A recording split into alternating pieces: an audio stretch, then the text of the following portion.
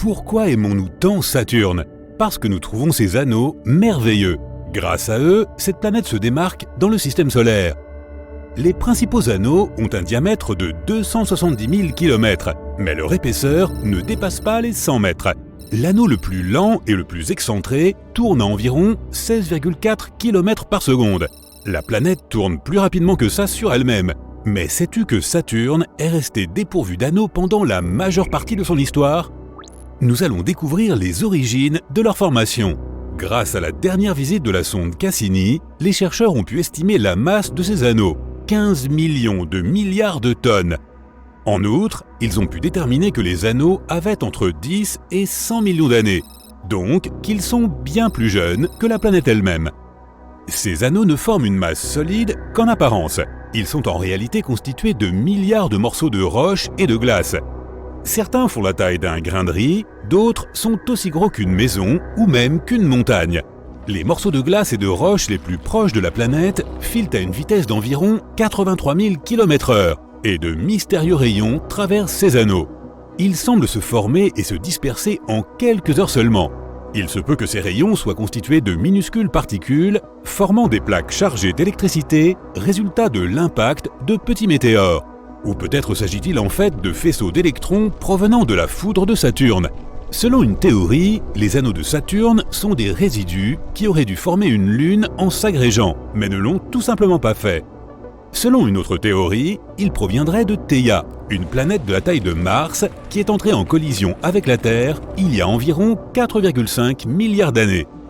Les parties les plus légères de la croûte ont été projetées dans l'espace au moment de l'impact, tandis que le noyau, plus dense, n'a pas bougé.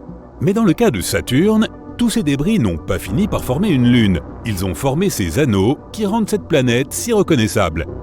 Selon une autre théorie, les anneaux se seraient formés à partir de la poussière et des débris d'une lune détruite lors d'une immense collision, peut-être avec un astéroïde ou une comète. Ou peut-être que les anneaux sont là parce qu'un jour, une lune s'est désagrégée en raison des forces gravitationnelles de la planète elle-même. Si ces anneaux s'étaient formés dès la naissance de Saturne, ils auraient eu plus de 4 milliards d'années pour accumuler davantage de débris et de poussière provenant de collisions de micrométéorites. Mais ils sont en fait principalement constitués de glace d'eau, pas de poussière, ce qui signifie qu'ils sont plus jeunes que nous ne le pensions.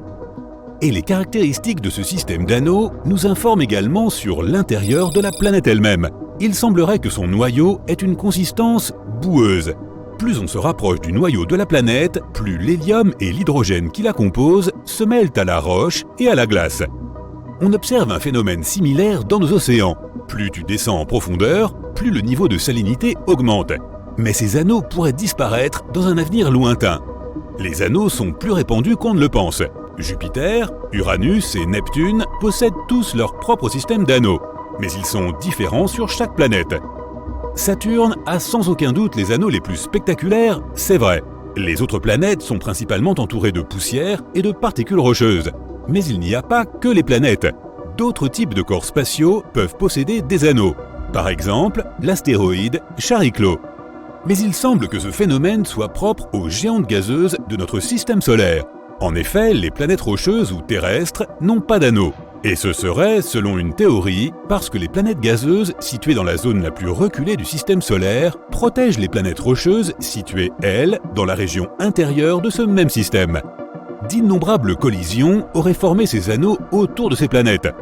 Ou alors, c'est parce que les géantes gazeuses sont beaucoup plus grosses et que leur énorme volume leur permet d'avoir un système d'anneaux qui peut rester stable.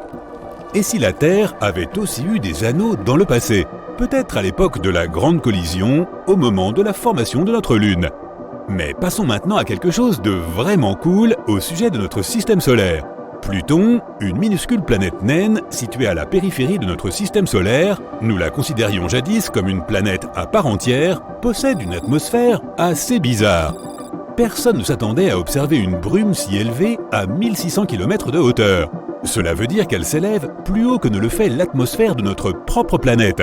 Et l'atmosphère de Pluton est constituée d'environ 20 couches. Elles sont plus denses et beaucoup plus froides que ce que les scientifiques avaient prévu.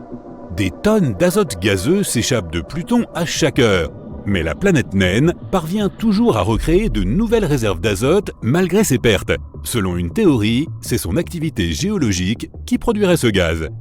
Notre Lune est plutôt paisible, mais on ne peut pas en dire autant d'Io, l'une des lunes de Jupiter. Celle-ci possède des centaines de volcans. C'est la Lune avec la plus grande activité volcanique de notre système solaire. Io envoie des panaches de soufre à une hauteur incroyable de 300 km, bien au-delà de son atmosphère. Ces volcans émettent de nombreuses particules et divers gaz dans l'espace, juste à côté de Jupiter, et ce, à chaque seconde. Ces activités éruptives sont dues aux puissantes forces gravitationnelles ainsi qu'à l'immense champ magnétique de Jupiter. Les entrailles d'Io se compriment et se dilatent en permanence, selon la distance de Jupiter. Et c'est cette constante activité qui la rend si éruptive. Et puisqu'on parle de volcans, savais-tu que Mars en possède un qui est plus grand que l'État d'Hawaï tout entier? Au premier abord, on penserait qu'il s'agit d'une planète tout ce qu'il y a de plus paisible. Mais autrefois, il y avait d'énormes volcans sur toute sa surface. Et parmi eux, il y avait le célèbre Olympus Mons, le plus grand volcan jamais découvert dans notre système solaire. Il mesure 602 km de diamètre, ce qui est à peu près la taille de l'Arizona. Olympus Mons fait 25 km de haut, soit 3 fois la hauteur de notre plus haute montagne, le mont Everest. Et par son volume, ce volcan est 100 fois plus grand que le plus grand volcan de la Terre. Si Mars possède de si grands volcans, c'est parce que sa gravité est beaucoup plus faible que celle de notre planète. En outre, la croûte terrestre bouge constamment, contrairement à la croûte martienne. Sais-tu comment les îles hawaïennes se sont formées? Une zone extrêmement chaude dans le manteau a créé une chaîne de volcans dans la croûte située juste au-dessus d'elle. Un volcan martien peut prendre de telles proportions car sa surface ne bouge pas. Un volcan peut donc y grandir en toute tranquillité et pendant très longtemps. Miranda est l'une des lunes les plus étranges de notre système solaire. C'est une lune pleine d'ombre qui orbite autour d'Uranus et qui possède de nombreux cratères, de hautes crêtes et autres perturbations à sa surface. Habituellement, ce type de relief indique qu'une certaine zone a connu une grande activité volcanique, mais ce n'est pas le cas de Miranda. De plus, cette lune est bien trop petite pour qu'il y ait une quelconque activité tectonique, un autre phénomène à l'origine de ce type de relief. Selon une théorie, c'est la force gravitationnelle d'Uranus qui aurait pu causer toutes ces bosses à la surface de Miranda. Il nous faudra envoyer une autre sonde afin de découvrir ce qui s'est réellement passé là-bas. Nous sommes tous faits de poussière d'étoiles. 97% des atomes qui nous constituent possèdent la même origine que la matière dont se compose notre galaxie. On parle d'éléments constitutifs pour désigner les composants essentiels à la vie sur Terre. Les étoiles possèdent elles aussi ces éléments, mais dans des proportions différentes. Par exemple, notre masse contient 65% d'oxygène, alors que les éléments que nous mesurons dans l'espace, comme les spectres des étoiles, contiennent moins d'1% d'oxygène. Mercure est déjà la plus petite planète de notre système solaire, j'exclus ici certains autres corps, par exemple la planète naine Pluton, et il semble qu'elle ne cesse de rétrécir. C'est la deuxième planète la plus dense après la Terre, mais elle se densifie encore à mesure que le temps passe. Pendant longtemps, les scientifiques ont pensé que la Terre était la seule planète de notre système solaire à avoir des activités tectoniques. Mais maintenant, nous savons que Mercure est elle aussi active sur ce plan. La sonde Messenger a réussi à cartographier toute la planète. Les scientifiques se sont rendus compte qu'elle était couverte de failles aux allures de falaises, un relief vraiment accidenté, mais encore assez peu développé, ce qui leur fait penser que tout ça est relativement récent.